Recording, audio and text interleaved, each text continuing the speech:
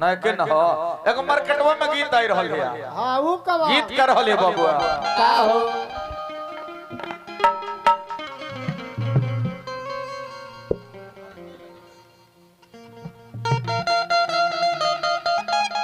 फिर नया मैटर बिचवा में एगो गीत आई रहल है का नंद किशोर भैया शर्मा फिल्म डुमरिया के माध्यम से ही सुने के मिली फिर नया वैरायटी। हां बिचवा में गीत आई रहल है कब कि अरे नजर सजब तू अरे गुजरो गुजरिया तो बदोरो जोरे से आये कही गो दिल बाटे सीना के भीतरिया ओहो दिल लागल बा तो नंद किशोर भैया फिर मैटर चेंज समय कैसा हो गई ब्याह अगल बगल होई बता सुनियो कैसा लइकन के लगी जे ब्याह चटनी गावत रे लेकिन बुढ़ऊ का खाती भोजन है हां काहे समय कैसा नागिल माली कैसा बाबू देखावा री दवा आरे चंदन को सतूरी से बढ़ल जाता दूरी अब तो मन न भावे रोड़ी में कि चंदन को सतूरी से बढ़ल जाता दूरी अब मन न भावे रोड़ी में आगोई बजती सही मार्केट हो ढही कहे कि सभे दीवाना बढोड़ी आओ मास्टर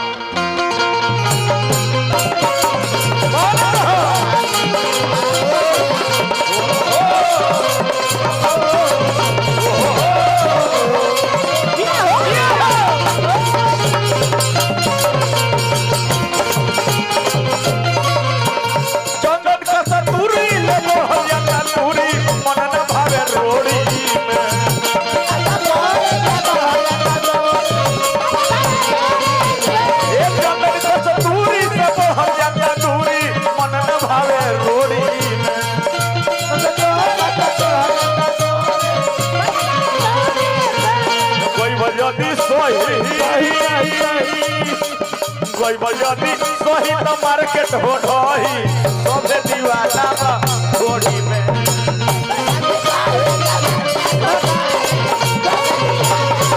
कोई बजती सही तो मार्केट हो ढही सभे दीवाना बा घोड़ी में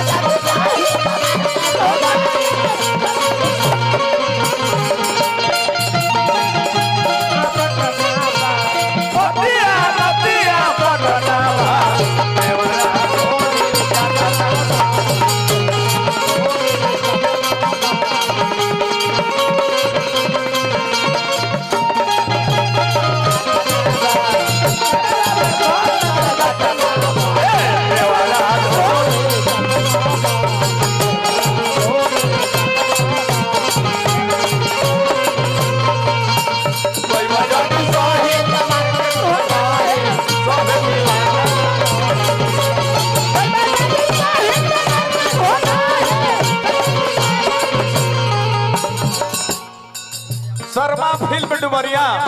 के माध्यम से मिली रहे के काल चैनल पर आपसे निवेदन बा कि लाइक शेयर कमेंट सब्सक्राइब जरूर करो भैया। का हो गई समय में बबुआ रामायण महाभारत के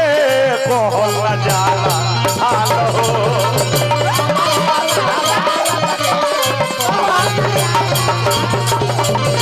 रामायण महाभारत के कहल जाला हाल हो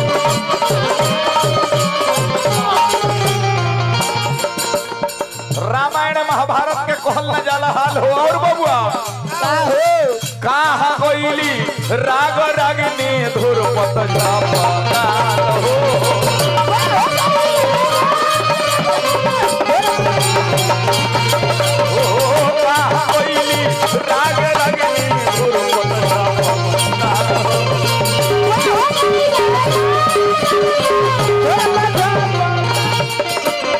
ढोढ़ी अर्थात नाभि ई ढोढ़ी से भइल का बबुआ सतयुग के बात बताओ तनी का भइल ढोढ़ी ले अरे ढोढ़ी एक कमल के शुरुआत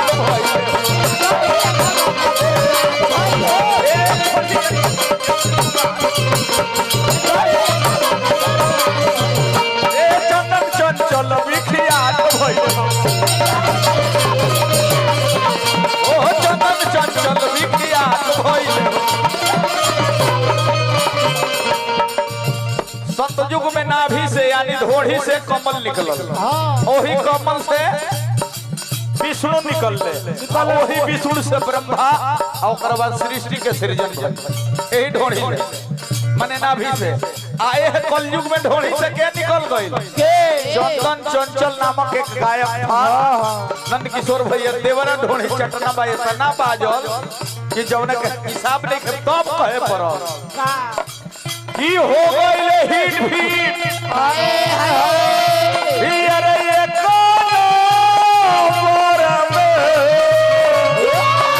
कि अब पैसा राखे बोरी में कोई बजटी सही कोई बजटी सही हमारे के ढोढी सब दीवाना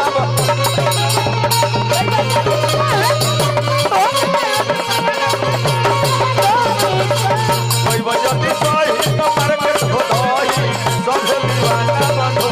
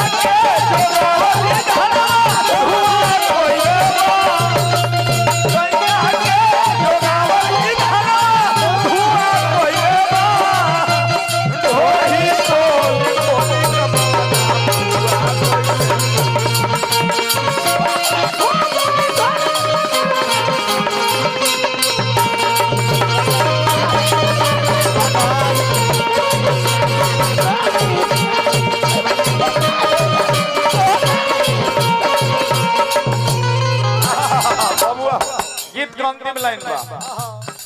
तब कहे के फिर का हो गइल अंतिम में बबुआ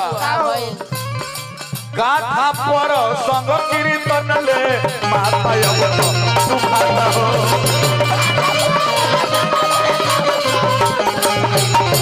ए गाथा पर संग कीर्तन से माथा अब सुखाता हो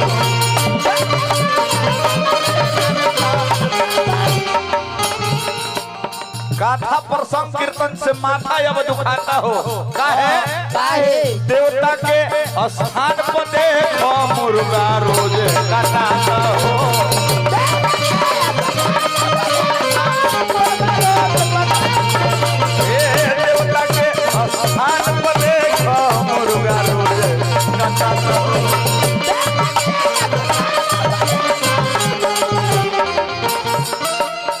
अंतिम में नाभि अर्थात ढोढ़ी बहुत बड़का निर्णय ले लो बबुआ कहावा जब रामायण का संग्राम चल रहा था राम रावण में तब भइल का बबुआ ढोढ़ी ले हारे और जीत भइल ढोढ़ी में रावण के अमर भइल अगर विभीषण नहीं बताता कि रावण के नाभि अर्थात ढोढ़ी में अमृत है तो राम का जीत नहीं निश्चित होता और रावण का हार निश्चित नहीं होता तो सब करैलस कौन बबुआ ढोढ़ी न तब हम कहिला ना उन्नीत अरे ढोढ़ी ले हारे और ए ढोढ़ी में रावण के अमरी भइल का करैलस नाभि अर्थात ढोढ़ी की भाई के भाई अरे एगो दुश्मन बनल बा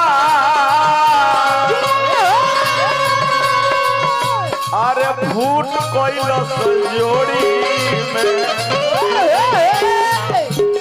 एगो विभीषण हित हो गइले आ रावण दुश्मन हो गइले। भैया बसंत भैया मैं पैसा विकसवे के दे दिला, कुछ बचल है? मैं पैसा विकसवे के दे दिला, अभी देबो नचनिया के खाली दे तोड़ा जा भैया। माने ई दुर्गा माई के पेटी लागत रही जा राहुल भैया, तो लोग राहुल भैया ई दुर्गा माई के पेटी लागत रही जा। हमनी तोरा लोना सुर लगई थी हमारी के हो कि भाई के भाई एगो दुश्मन बनल बा, ई अब फूट पइल सजोड़ी हम कोई बजती सही सही सही सही सही कोई बजती सही तुम्हारे